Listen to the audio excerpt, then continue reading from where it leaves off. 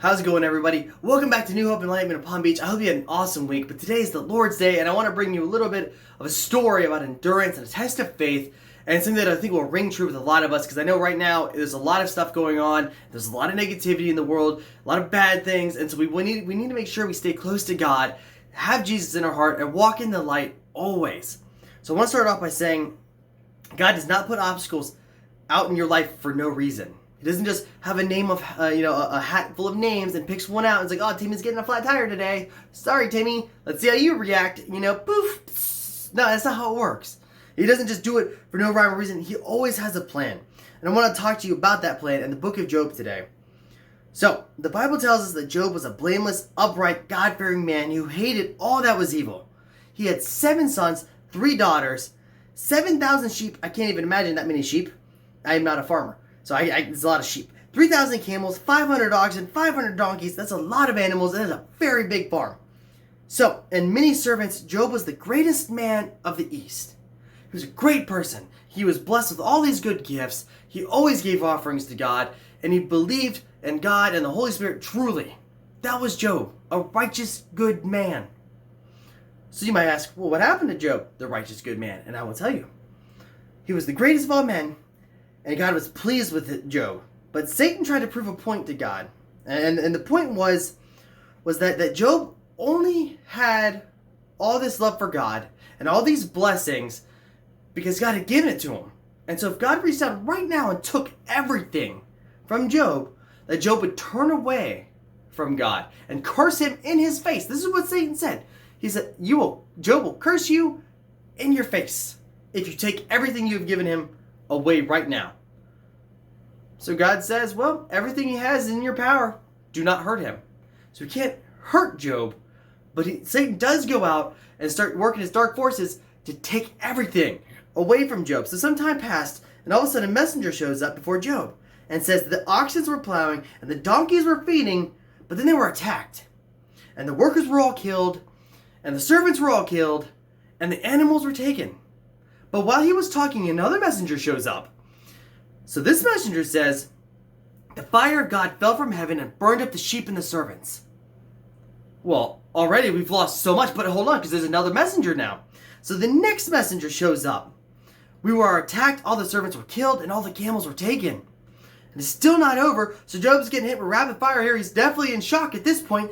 So while that messenger was still talking, another messenger, and the last of the messengers shows up. This one says, while your children were eating, a gust of wind came by, and it knocked the house down, and it killed all of your children. They were eating and drinking at the elders' house, and they died. The house collapsed on him. So he has lost all of his livestock, his wealth, his love, his family, everything he had was taken because Satan took it just to try to prove a point that if he took everything from him, he would curse God in his face. But what did Job do? Because he did not curse God in his face after all he lost all of this. And he lost everything. After hearing all of this, Job shaves his head, tears off his robe, falls to the ground and worships God. He worships God even though everything he had was taken. This is what he says. Naked I come from my mother's womb, and naked I shall return there. The Lord gave, and the Lord has taken away. Blessed be the name of the Lord. Through all this torment and suffering, Job did not sin, nor did he blame God once. Not one time did he do it. Job never turned his hate to God or unto other people, and I know we do that as human beings. We'll turn our hatred or our despise or whatever it may be because we're having a bad day, and we'll put that on other people. We'll put our problems and rest them on other people, and then dislike the fact that they're not reacting the way we want them to our problems. We can't react that way. We have to change the way we act and the way we react to tribulations in our life. But he never turned against God, and he never gave up his faith because he lost everything. But we use these negative events that happen in our lives as a way to try to get away from God or distance ourselves, or this was it. I didn't receive the sign today, but I did receive this bad news, so therefore I'm out. See you later. Don't abandon God. Don't abandon your faith. Don't abandon the love and compassion that is in faith. And I mean that. This is so important because I don't want you guys to ever forget that. Hold on to that. Keep it strong. But through all that torment and the suffering and everything he'd heard, never sinned. Never didn't go out there and start sinning like crazy because, oh, well, I guess God abandoned me. No. He didn't have that mentality. He didn't say, oh, God has abandoned me. That's not what he said. He worshipped God. So, and once this all happened, and he saw that, he was still worshiping God, Satan was not pleased. He was upset that this little plan he had backfired, and that God was right. That Job wouldn't have done that. He wouldn't have turned against them and cursed him to his face. But Satan wasn't done and wanted to prove the point and to push it a little further, to keep twisting that knob. It was already hurting and it was already terrible and he lost so much. But Satan wanted to keep pushing. He wanted to keep getting in there. And these are the dark forces that we have in our lives today, and we have to be careful because they'll keep pushing. And they won't push where you're strong. They'll push where you're the weakest. And that's what's important. They're not going to push you on some topic or some area of your life that you were the strongest in. They'll push you on the area in your life that you were the weakest in. That's important. Remember that, because they never test you on your strength. They always attack you at your weakness. So, Satan wasn't done. What more could you do? So Satan decides, well, he tells God, what if we take his health from him? Well, then for sure, he'll curse you to your face. God says, well, don't take his life. But, I mean, it's in your hands. So what does Satan do? He covers him in sore boils. He puts Job head to toe in sore boils. And they itch and they ooze and they hurt. And he's taking pottery to try to scrape it off. And it hurts and it itches and it's pussing and it's terrible. And then just think, if that happened to any of us now, people would run from their lives from us. I mean, so now he's being ostracized and he's in pain and he has lost everything. This man went from the greatest man of the East to the lowest man of the East. Not in God's eyes, but in our eyes, in human eyes, in human judgmental world. That's what happened. And he went from the top to the bottom. So Job's wife had this advice for Job. Do you still hold fast in your integrity? Curse God and die. So basically, abandon the faith. Walk away, and this can end. Because this has been a trial, and clearly you have done something, and you're not admitting to it. And just let God go. Let him go. Walk away. Let this end. But Job replies, you speak as one of the foolish women speaks. Shall we indeed accept good from God and not accept adversity? We get great days from God. Sometimes we have bad days too.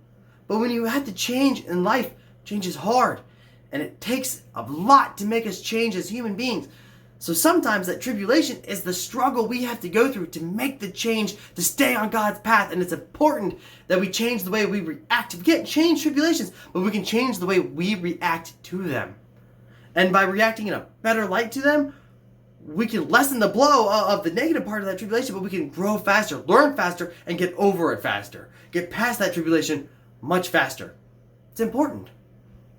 So, Job did not take that advice to abandon his faith, and he couldn't believe that she would suggest that. That's a terrible advice. No, never take that. But you know how when you start going downhill or you have a depressing day, everyone always tries to jump in there and gives you the advice because, they know the answer 100%. They don't know the entire situation, but they're going to give you the answer like they do. Like they know every single option and outlet that you could possibly go. And you may be walking down a linear path and not even realize that there is a way up or a way that way, or you may it's forward and back. But then God can drop a ladder down from above and you can go straight up. These are important things, guys. So, after that happens, he does not take that advice from his wife, by the way. Although I would suggest that sometimes you do take your wife's advice because sometimes they're right. Yeah, but I'm just throwing that out there. So, Job's 3 friends, I don't want you to be like, I'm not going to listen to you today, Amanda, because, Job didn't listen to his wife, and that was a good decision. No. That's not what I'm saying. In this case, bad advice. So, Job's 3 friends show up, and they try to console him. They stand by him and join him. As they begin to weep aloud, they tore off their robes, sprinkled dust on their heads, and they sit with him, a supporting group of friends. You'd almost be like, what great friends, but we're going to get to the part where they weren't so great. But they sat there for 7 days in silence with him to just try to comfort him and make him feel better. But they didn't say a word. They just sat there because they knew he was hurting so much. But by the 7th day, they started to talk to Job. And what they had to say was kind of like the wife's advice, not super duper. So, on the 7th day, they begin to talk. And they tell him that he had clearly done wrong, that he had sinned, and if he just admits that he was in the wrong and repents, then God would bless his life once again. And things could go back to normal. Or at least a semblance of what normal was. But Job did not listen to them, and he did not follow through with their advice, because Job had done nothing wrong. He was a good man. The greatest man of the East. Let's not forget where he started as to where he is now. Broke, has no family, has no livelihood, doesn't even have his health anymore. He has nothing. These are important things. So, what are the friends saying? And the friends are saying that if they listen to him, and he admits that he had sinned and that he had wronged, that he could go back to normal. But he didn't want to listen to that because he had done nothing wrong. And he stood by that belief. God does not allow bad things to happen to good people for no reason. There's always a plan. Proverbs 13:15. Good understanding produces favor, but the way of the treacherous is hard. Through our actions every day, we can't stop all tribulations, but we can reduce the amount of suffering that we have to go through just by staying close to God. And whatever it may be, if we're being tested on something, you can't always assume, unless you know exactly what you did was a sin, or that one thing that you did was bad, that tribulation is for that. It could be because we have to change, alter courses, adapt, change to something else, transform, and stay on God's path. Instead of we start going this way, and we have to go through some tribulations to get closer to God and come back this way. Because he loves us and he doesn't want us straying far away. That's not what he wants. So, what happens next, you might ask? Well, we know. He's done nothing wrong, and these tribulations were a way to test him, just like they are in our life. So when we have tribulations in our life today, it's important to always think of them as just that. It's not some vindictive act by God to come after you and attack you specifically because he pulled your name out of a hat, so today is your day to have that flat tire and have that bad day, and when it rains, it pours, right? No. These are things that we can transform from, grow from, and the way we react to tribulations is how we become more divine on this planet and get closer to God and let Jesus really influence our lives, and that's what's important. So, we want to come out transformed, and we want to know that we have learned a lesson and grew from the tribulations that we had. And since Job endured so much suffering and never cursed God, and even tried to plead for his friends who were telling him that if he simply, admits that he was in the wrong, it will all be better, and that is not true. That's not how it's supposed to be. But he still stood up for them, even though they were telling him terrible advice. And the entire time, when people are telling you bad advice, and I haven't done anything wrong, and they keep telling you to admit guilt, that's why these bad things happen, because you're not admitting your guilt. And if you would just do that, it can get better. That's the problem. So many times in people's lives, we find out that they have a problem, and we want to walk up and tell them exactly how to fix it like that. Boom, I know the answer. This is the answer. This is the way. This is the only way. And by doing this, you will get there. If you don't listen to me, that's why you're still suffering, because you're not listening to me. It's not about us, guys. It's about God and Jesus and the tribulations they put us to grow from and for us to learn. And that's an important distinction, because it's not all about what we have to say or where we're trying to go, or, yes, we may have experienced things and we may be able to give some advice, but I wouldn't suggest attacking them, say, this is my way and this is how you're going to fix it. And if you don't, well, that's why you're still struggling right now. Well, that doesn't make sense. It's about God, and it's about Jesus and staying strong in faith. But since he endured so much and still stood up for his friends, even though they gave him terrible advice and they were really bad at consoling him, and honestly, you almost want to be like they weren't very good friends, but they were trying to be. They just didn't know how to be good friends. Other than sitting there for the 7 days in silence, that's a good friend. Thumbs up for friends. But other than that, the advice they gave was basically just, admit you did wrong, even though you didn't, because God will give you a blessing then. No, that's not how it works, guys. But because he persevered through everything, and it transformed him, and he stayed strong through the tribulations, he never started going out there and sinning and being, oh, God abandoned me, and giving up on faith. He questioned only as to how or why this could happen or why it was happening, but not an abandonment or a sin. You didn't go out there and start sinning or doing all this craziness and abandoning God. He still went to God. He didn't go to anyone else. He didn't want advice from anyone else. He wanted advice from God as to what he could possibly do or what he had done, because he knew he didn't do anything wrong. And we ended up learning. Here's the thing. As he went through all these and he stayed strong, through all these tribulations, and he got closer to God, and the friends that were there, other than the bad information, together we are strong. And together, what we share in common here on earth is our suffering that we have. And we all go through tribulations, we all struggle, and we all have bad days. But we can all relate. And by simply relating and being like, I understand, and listening more.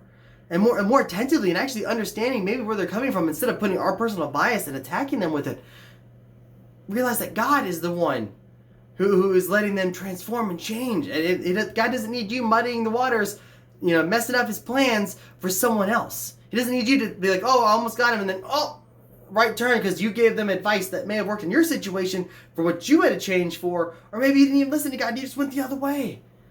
These are the things we have to be a part of. But all the suffering that we have is what keeps us united as one, because we can share that burden, and together these burdens are lessened when we're all together and we all care. And think about if we were all stuck together in a room, we would really be able to, and we all start talking and telling us all the bad things, we could all accept and understand and comfort and lighten the load of each of us so we don't all have to carry this weight. God can take that weight. Jesus can carry the weight. All you have to do is go to them. Let them into your heart.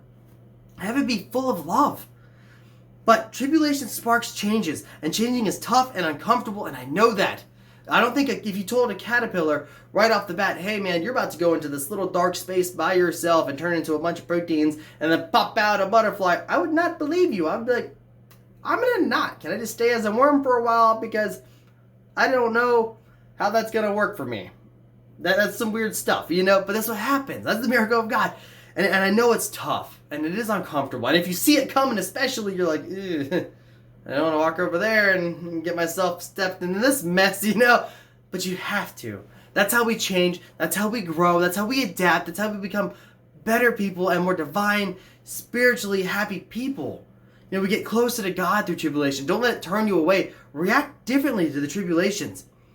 And know that God and Jesus is holding your hand through it all. And I think that's so important. You're not alone. You're never alone.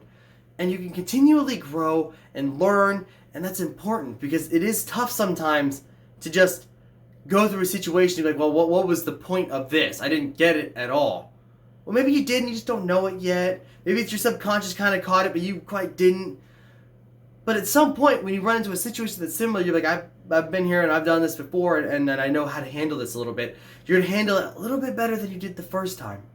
And each time, as long as you start to change the way you handle these tribulations, it's not there to hold you down. It's not there to destroy your life. It's there to help you grow, change, get closer to God, and be happy and grateful for the days that you have that are good. That's it. When you have a good day and things are going well, be grateful. Give thanks to God. And when you're having a bad day, don't abandon God. Worship Him. Talk to God. Don't just turn your back on Him. That's a human reaction to a problem that we don't want to deal with anymore. No, I'm good. I'm just gonna. You guys liking this? Is this how this thing goes? Am I supposed to help you? No. Come on now. No one wants to see you. You want to just talk to someone's back. Help each other. But don't give each other bad advice, and don't give them the quick fix. There is no real quick fix to a lot of problems. You have to work through it. And by working through it, you release a lot of those emotions, that negativity, and whatever it may be that was holding you back. That way you can grow and let God's light shine through you so much more. And that's what's important in life, is to grow and transform and leave as a different being that you started off as. You started off as one thing, leave as a better person. As someone who had a good life and was close to God and had Jesus in their life, and then they could share that love with other people. It is an overwhelming amount of love that we get to share with others. So just get out there and share it. I thank you so much for checking us out today, guys. Sorry for the slight technical difficulty. I don't know if that will be on this video or not, but thank you so much for checking us out. We do have a church link down below. I want you guys to check it out. Our other social medias are also awesome. Check us out, guys. We're trying to be more active. Get out there, reach more people, get the message of God to others. Share this to someone who you think would benefit from hearing it. Because I know a lot of times we need endurance in our strength, endurance and faith in our life, and so much we need endurance for. And Job had the endurance to survive all of this. And at the end, you want to know what God gave him? Twofold of everything that he had. He gave him everything that he had and gave him double. So by staying close to God and being faithful and knowing that in the end you will be rewarded because you never abandoned God. It may not always be material things. The kingdom of heaven is the reward, guys. Getting there and not abandoning God. So remember that. But like I said, we have a link down below, guys. And I want you guys to check it out. We also have a donation page. I hope you guys check that out as well. We appreciate any and all donations. We thank you guys so much. We also started a GoFundMe. for our first responders. I hope you guys check that out. We're trying to make it so they can get the help they need, and I think it's an awesome cause. So I hope you guys check that out too. Thank you so much for watching. I hope you all have a blessed day. Have a good one, guys.